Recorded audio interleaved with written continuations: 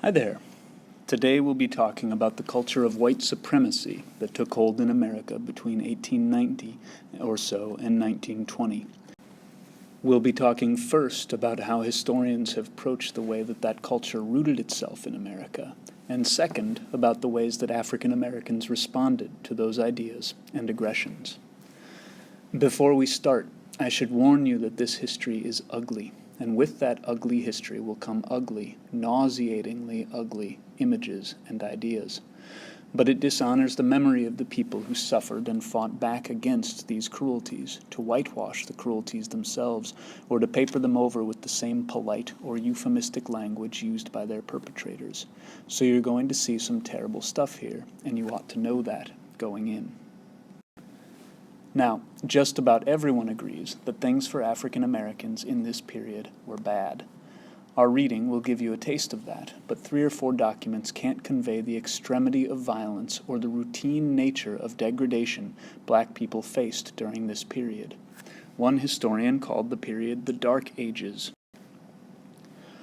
Another called it the nadir of American race relations, which is an astronomical way of saying that things were never worse than they were right then, and an astounding thing to say given that it followed slavery, nadir meaning the bottom point, the lowest possible point, the opposite of zenith.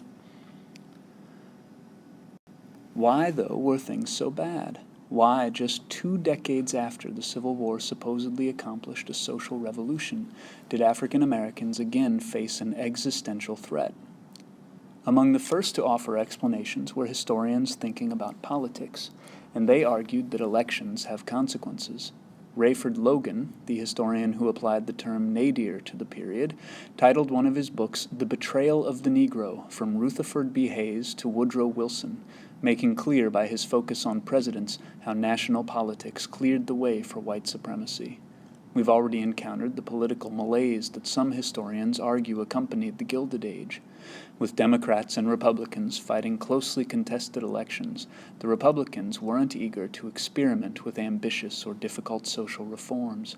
What is more, a long string of political leaders either tolerated or openly supported white supremacy.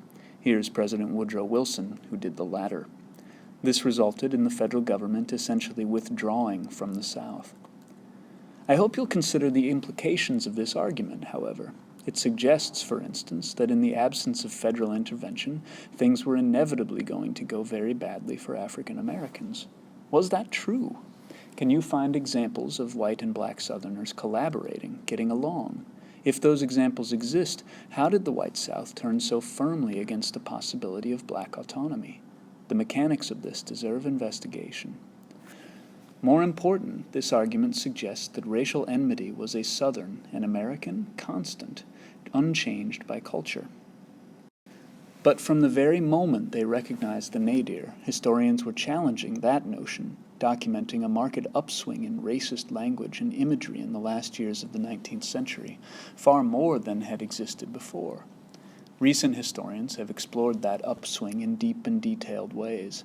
They have argued that numerous cultural strains, not least social Darwinism, a particularly racist example of which you can see here, and progressive quote-unquote science, also encouraged white culture to view African Americans as existing outside of the American mainstream, and encouraging whites to isolate black people from that mainstream. These strains included the realms of public health and economic theory, as well as sexual politics. If this was true, I'd ask you to think about how it functioned. Can you see these processes at work in our readings? More important, you need to dig into consequences. What were the political and class results of these ideas, for black men and women, but also for white men and women? Can you suss out who benefited and who didn't from these ideas, and how? So these are some major strands in the way that historians have approached white supremacy. But the debate that has had deeper ramifications, indeed a debate that still reverberates through our society today, has focused on how African Americans responded to these degradations. This is generally broken down into 2 sides, with numerous subtleties on each.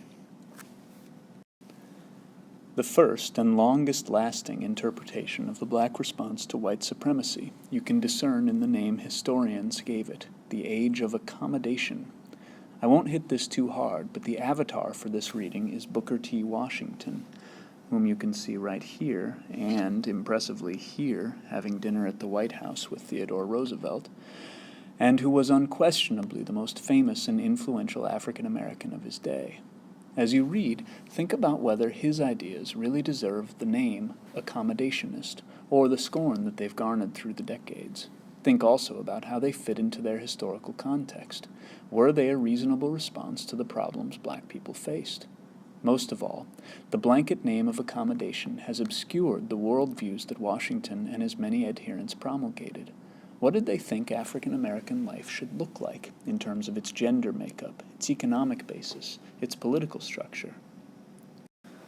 The narrative of Booker T. Washington and his followers has been a powerful one, but in the 1960s and 1970s, not surprisingly following on the heels of the civil rights and black power movements, historians began to reconsider whether accommodation really summed up the black experience at the turn of the century.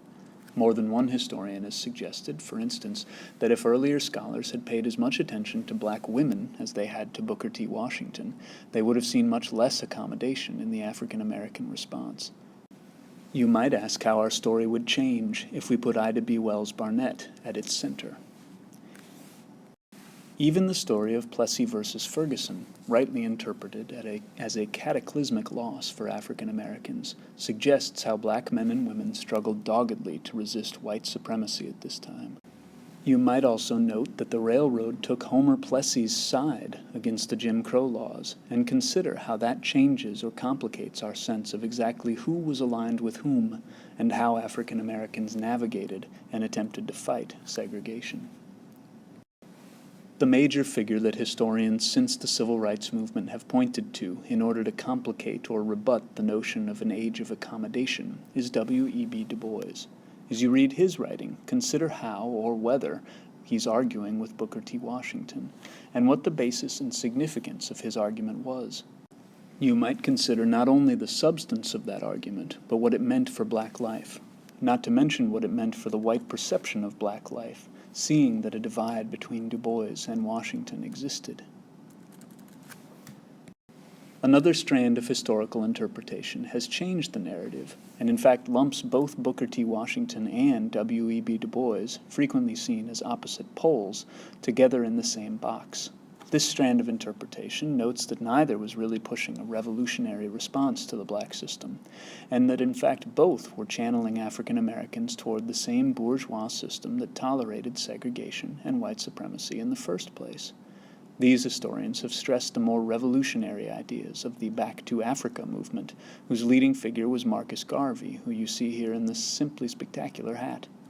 These historians have argued that African Americans, far from merely accommodating white supremacy, cast their eyes toward more radical reforms. I love the newspaper headline here, "Will Negroes allow the white man to take Africa?" That's great. So what was it, accommodation or resistance? Or, and I hope you'll consider this possibility and its implications, is that dichotomy too blunt? Did African Americans pursue a subtler strategy, mixing those and other tactics with each other? And how did their efforts factor into the overall story of the age, not to mention affect the way that white supremacy proceeded? This, as we've said, is a dirty story, but in reading our documents, I hope you'll be able to come to new conclusions.